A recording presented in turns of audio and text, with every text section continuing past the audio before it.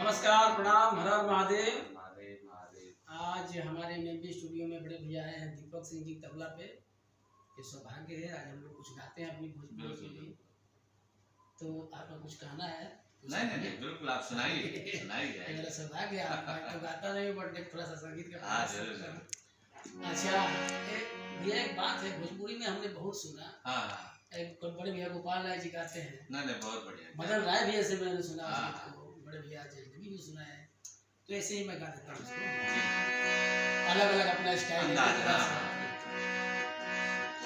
ओ काहे क्रिया धरावेला तू आन के तरह